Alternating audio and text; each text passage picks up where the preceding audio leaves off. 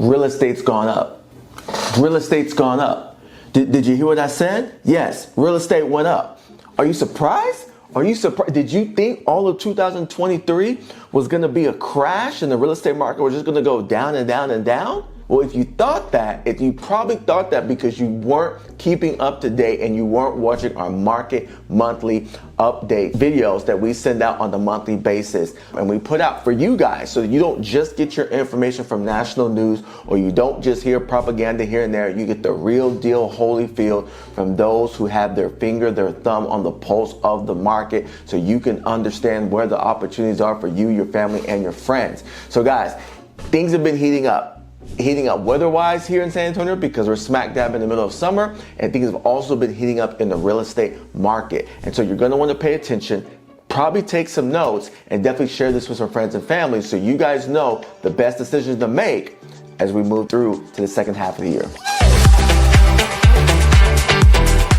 What's going on, guys? My name is Adam Oduwumi. I'm the founder and CEO of Uprise Real Estate Partners, and we're here in the Central Texas area, and we're bringing to you today your June monthly market update in terms of what's happening in the real estate market. Now, if you've been watching us for a while, you know what we do. We review the stats from not just the previous month, so in this case, the month of May, but also the one before that one, the month of April, so we can kind of compare and have a trajectory as far as what's currently happening in the real estate market. Now, obviously it's no brainer if you've been paying attention to the whole real estate market in general, that the real estate market for the most part is down tremendously from where we were a year ago, right? Like everything is down, right? The year ago typically really was at the top of the real estate market, like the top of the top of the top for like the last 15 years or so. And so then we've come back from that, but on purpose, right? The government raised interest rates. They've done certain things to make sure, we have low inventory. So it's been on purpose, right? Let's jump right into it so you can get the statistics and hear about what's going on. So guys, in the month of May, okay, we had, now this is a shocker for a lot of people. In the month of May, we had a total sales of 3,487. Yeah, 3,487 homes sold in the month of May. You said, what's the big deal about that, Adam? Well, in the month of April, we only had 2,901. 2,901, right? That's a big difference. Let's keep going. Let me also tell you this as well. In the month of April, we had a decrease year over year. So April 2023 was 12% lower in terms of homes sold than April 2022, okay? Check this out. May, with the 3,487, was only 3% less than May this time last year. Something to pay attention to, right? Let's go over the average price. Average price was $388,593. $388,593, okay? Now, the previous month, the month of April, it was only $372,810.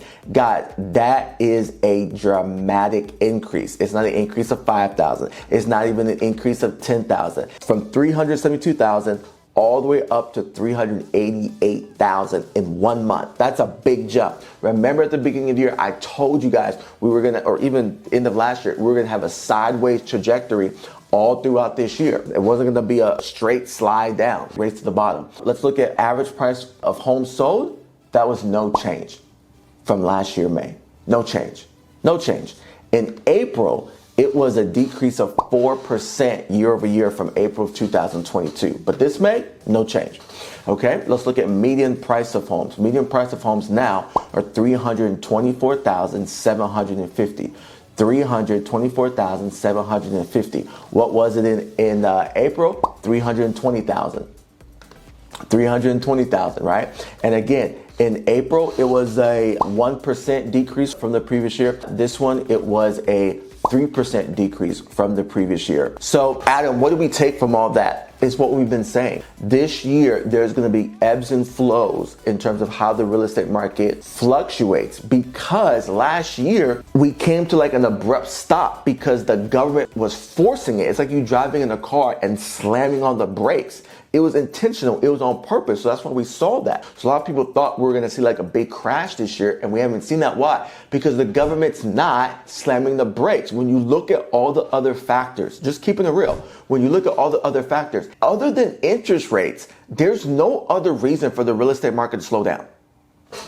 There's no other reason. There's not an oversupply of inventory. While there have been some layoffs, the job reports came out like a week ago, came out very strong. Like overall, there's still a lot of money in the system from when the government pumped into it. So we're still operating and moving forward. Yes, there's some struggle. Yes, probably going to be in a recession again later this year.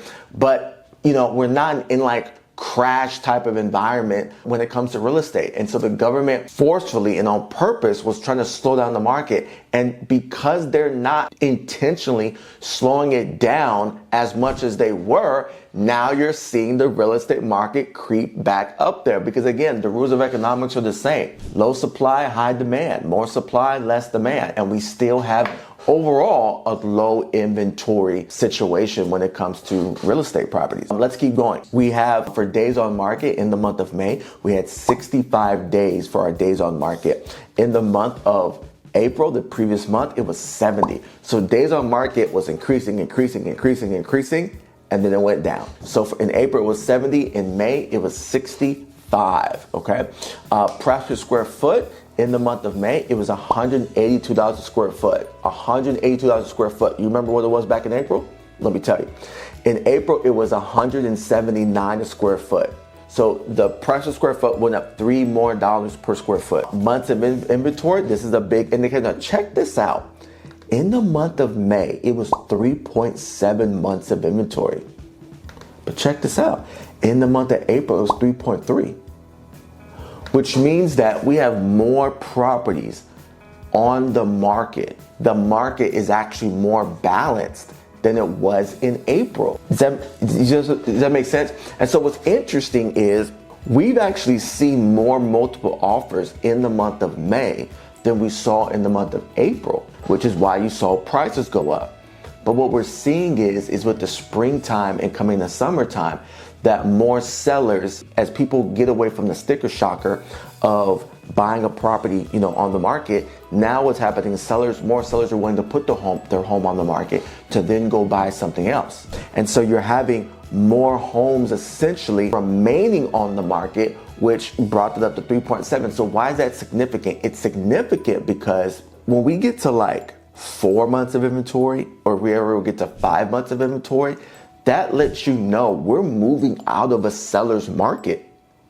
We're moving out of a seller's market. And so we've been saying for literally every month for the last 10 months, if you're a seller and you want to sell, now's the time to sell to maximize getting your equity out. Now, if it's not a good time for you to sell, if you don't want to sell, no big deal. But if you want to sell, now's the time to maximize getting out the equity that you have in the property.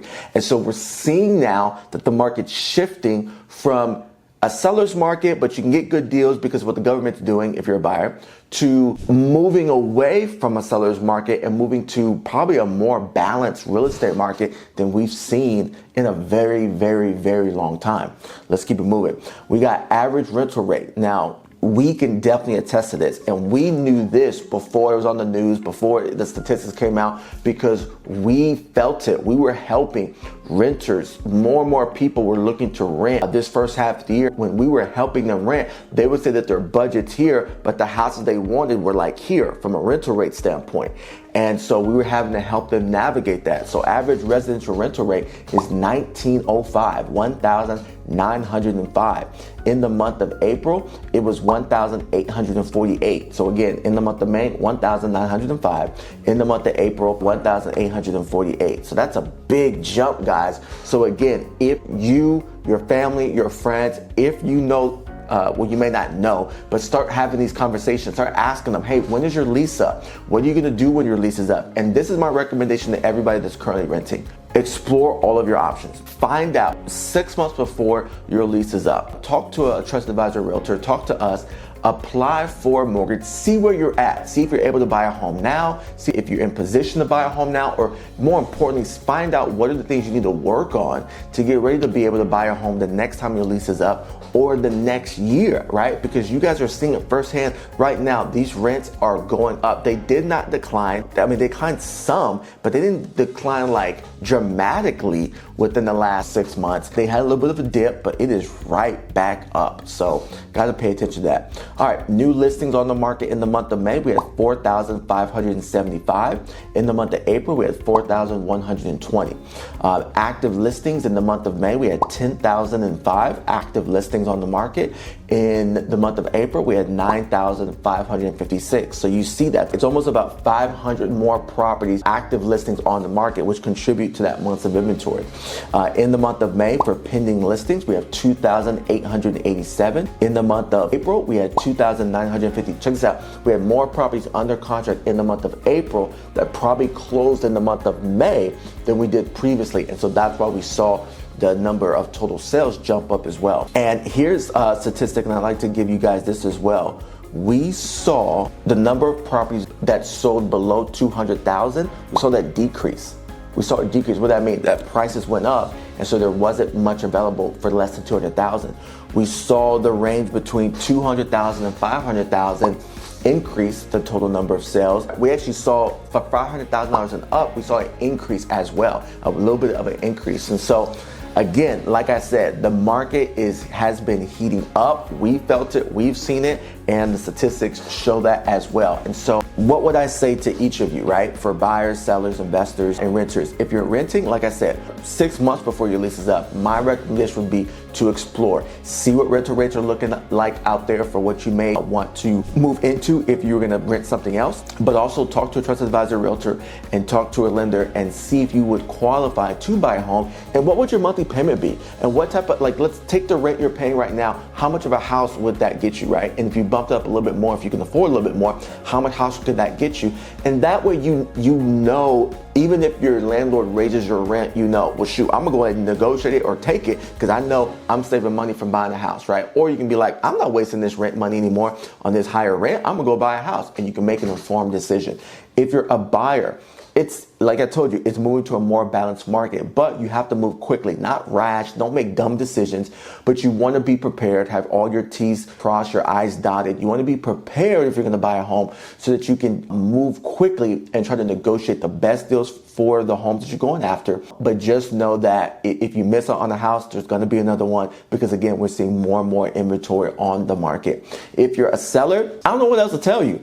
Again, if you're wanting to sell, if you need to sell, now's the time to sell in terms of trying to get the most equity out from your property. You know, was your home worth more a couple months ago? Yes. Was it worth more a year ago? Yes. But unless you're willing to wait another, hypothetically 2-3 years, just sell it, just maximize, and then get your deal on the buy. If you're looking to sell and buy, don't worry about maximizing everything on the sale.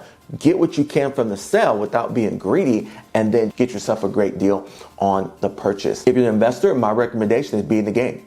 Be in the game. We're seeing opportunities now. Things are still tight. Sellers aren't dropping the price, especially on fixer-uppers, like we believe they should, because there's some investors out there that don't know how to make money and are buying them up. Not so much the hedge funds, so I'm not talking about them. And so if you're an investor, be in the game so that when the market shifts, when there's opportunities, you can jump on it. One thing we are seeing an increase in back on market, because other investors who are paying way too much for the property, when they do their due diligence, they're like, whoa, this isn't working out. They cancel those deals, and then those are opportunities to come back and say, here we are. And then if you're looking in the multifamily space, I think we're going to see some great opportunities this second half of the year, way more than we saw this first half of the year. So that's it for me, guys. I hope this has been helpful. Again, whether you're in the Central Texas area or you're elsewhere in the United States, if you have any real estate needs, let us know. Engage with us. We want to engage with you. That's why we're here. We're here to help. We have a big network. So if we're where you are, we can help you personally. And if we're not, we definitely have a network, and we have resources and connections